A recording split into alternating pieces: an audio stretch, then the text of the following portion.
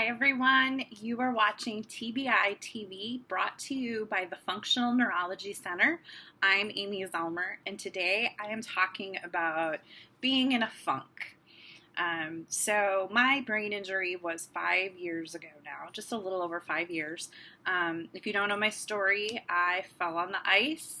I had my little Yorkie in my arm, so I didn't break my fall except for with the back of my head.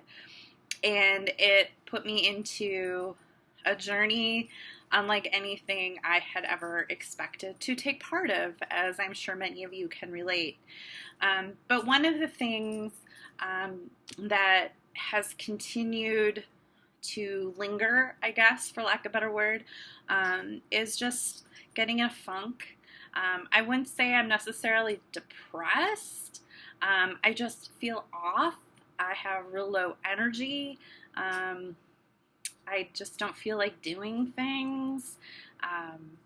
And, just a funk. I don't really have a better word for it. And I think a lot of you can relate. You just feel fuzzy and slow and unmotivated, good old apathy. And the funks still come, like I said, I'm 5.5 years out. I worked with Dr. Schmo at the Functional Neurology Center 2 years ago now, 3? I don't know. Can't do math on the fly. And he got me feeling 80-90% better. And on most days, I feel really good and I can get a lot of work done. And, I might still need a nap. And I still require a lot of sleep at night, but I'm able to function at a fairly sufficient level. I feel like, for the most part, I'm a pretty functioning adult again. However, I still get into funks, and, different things seem to trigger them. It might be if I really overdid it, if I did too much in a week or in a couple days, then I notice I kind of feel in a funk for a while. Traveling, if I do a lot of traveling, because if you follow me at all, my Not Invisible campaign, I've been doing a lot of traveling. And I'm really good about building rest days into my travels. But, I'm still in a bit of a funk when I come home. And the hot, humid weather will definitely bother me and put me in a funk. Especially if we get storms, that the pressure change can really trigger a lot of neck pain, which turns into headaches for me. So stormy weather, hot, humid weather, definitely I feel more in a funk. And a few weeks ago, I think it's been 3 or 4 weeks now, I fell down the stairs. I missed a step and kind of went flying. I kind of just Superman and went flying and landed on my knee, really hard on my knee, and then I smashed my arm into the corner of the bathroom at the bottom of the stairs. And, I didn't hit my head, but as you know, you don't have to actually hit your head, just that impact alone. And it doesn't take much once you've had a significant brain injury. It doesn't take much of an impact to kind of throw your system off again.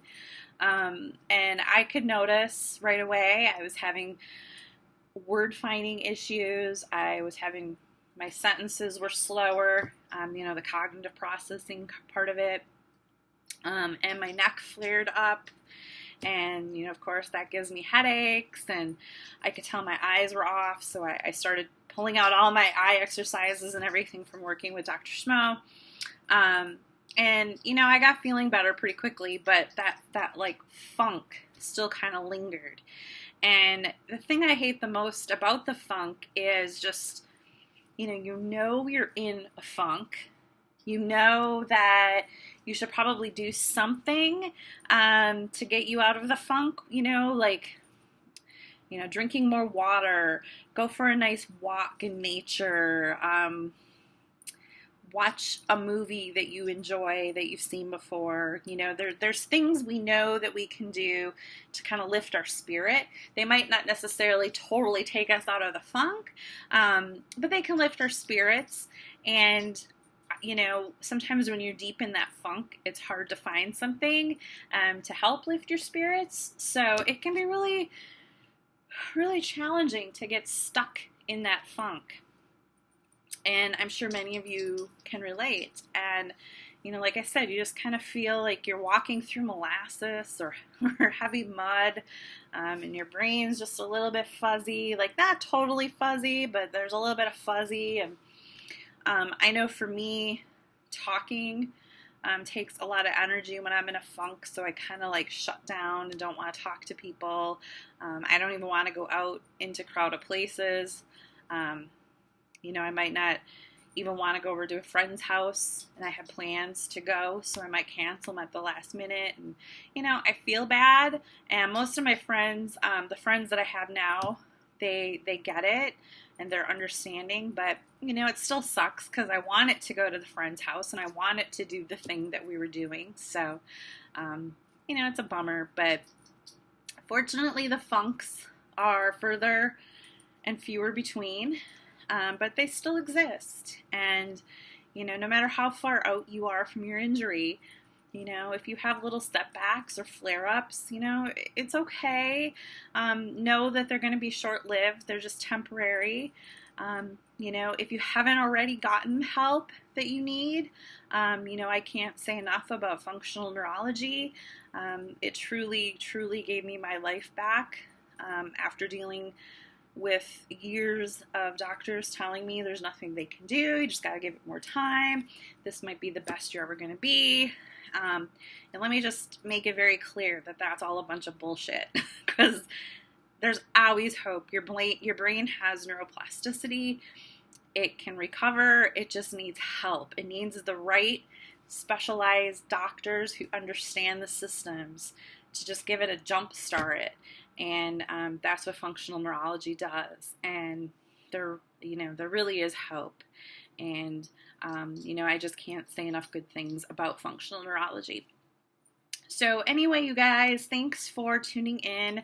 I know it's been a while since I did my last TBI TV episode. And, you know, part of that's because I've just kind of been in a funk off and on, and I've been really busy. If you haven't heard the news, I am launching the Brain Health magazine. That issue should be out in late September, early October, and it'll be a bi-monthly magazine.